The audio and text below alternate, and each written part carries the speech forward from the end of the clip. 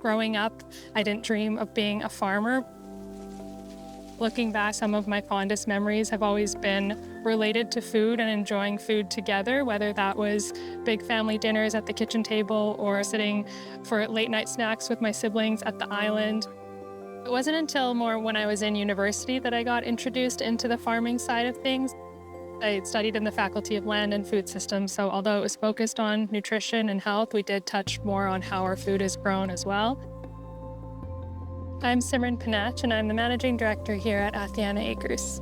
My background did not start in farming. I'm a classically trained French chef. I've worked a lot of front-of-house restaurants, bartending, managing, serving.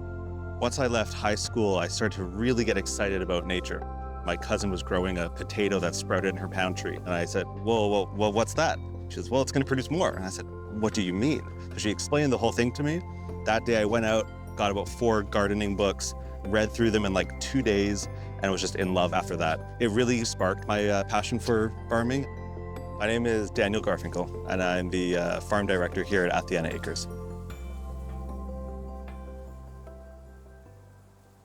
Athiana Acres is a 30-acre farm and a culmination of the journey of my family's lineage in farming. The name Athiana Acres comes from my family's village in the northern Indian province of Punjab. Athiana is the name of the village that my grandfather was born in and where generations before that grew up as well on my dad's side of the family. Farming is an integral part of life in Athiana and an industry as a whole in Punjab, and so farming has been in my family going back generations. We have a farm in Athiana that's been in our family for years. It's really meant everything to me to be able to continue the legacy of my grandfather and make him proud through farming this land. My grandfather passed away 2 years before we could start Athiana, so the name is also to honor him and his legacy.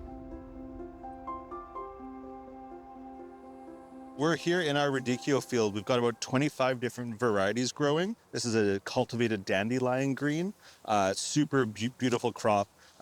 They will grow huge. We can stir fry that, saute that, braise it, everything. Some of our varieties here are beginning to get into the color. They're just starting to kind of bulk up right now, but they just have layers and layers and layers of different color. Kind of pick off one of these leaves to show you, but they just have like so much range of color and texture. Again, they're gonna have a little more bitterness right now to them, but they're such a good green to go with. And again, they can handle being grilled, braised, roasted, anything. I think braised radicchio is the best way to go, and I could eat it. I do eat it all winter long, and all summer too. Regionally adapted.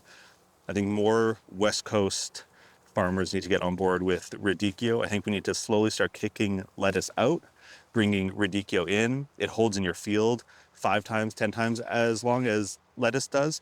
I just think it's a way more interesting crop to grow. For recorded history, it was always using conventional, traditional methods that this land was farmed. We decided to take on the farm ourselves and transition the land from conventional to regenerative organic. Here, what we're trying to do is make the care that we have for this land, the responsibility that we have for this land, sequestering carbon, building a haven for bugs, bees, birds, everyone, to be the main focus here. As of June of 2024, we received our organic certification, and it takes 3 years to become organic certified. So it's been a process to get to the point that we're at right now, and nothing changed in those 3 years. We have the certification now, but it's the same practices that we've been implementing since we started in 2021. The transition from conventional to regenerative organic is something that was really important to me and my family and Daniel as well. And it was just a method of farming that more aligned with our values and a type of food production that we were proud to offer our community and food that we're proud to eat ourselves. Farming is a career for younger generations. It's an option now. I think for a long time, folks didn't want to join this movement. They found it dirty, hard work, long hours.